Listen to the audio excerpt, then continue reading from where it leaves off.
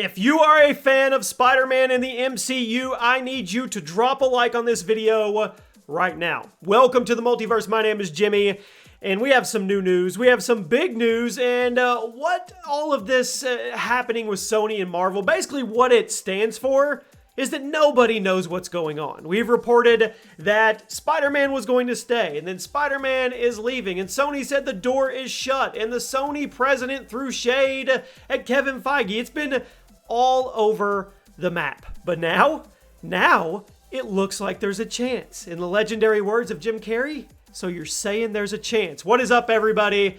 Here it is. Let's just jump right into it, okay? This was reported on today, and this is fresh.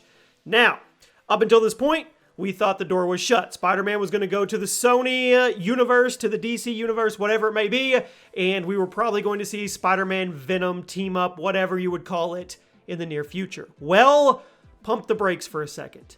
There may be a chance for Spider-Man, Tom Holland's Spider-Man, to live in the MCU for the foreseeable future. But not only him, also Venom. That's right, this is getting super juicy. So the report is this. Initially, Disney wanted 25% of anything Spider-Man if Sony would share the entity, the IP, with them in the MCU.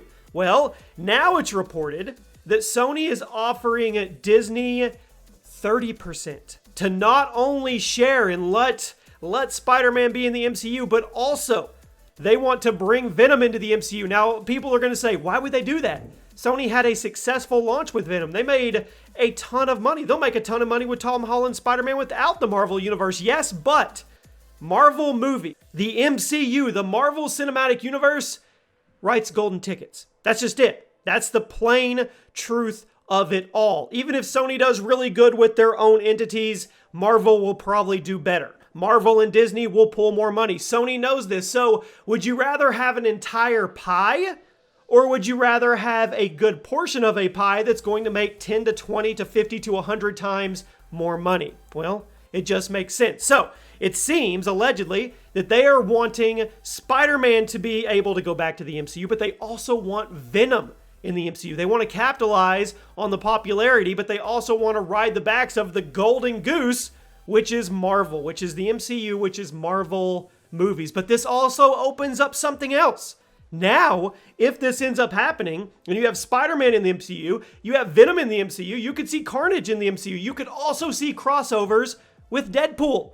We have reporting that Disney doesn't know what to do with Deadpool because he's a rated R character. Well, what if Spider-Man came back, brought Venom with him, and then you introduced Deadpool into the mix as well? The possibilities are honestly endless. If this happens, and we go back to the sharing deal with Disney and Sony and Spider-Man and Tom Holland, and they bring Venom along, how should they introduce Venom? We already know what was going to happen in Spider-Man 3. They could also throw Venom in that, but we've also heard rumors that it could be Sinister Six. There's many, many ways to go about this, and when and where could you throw Deadpool into the mix? You guys let me know what you think. We'll keep you posted if anything breaks on this. It could be good news. This could be good.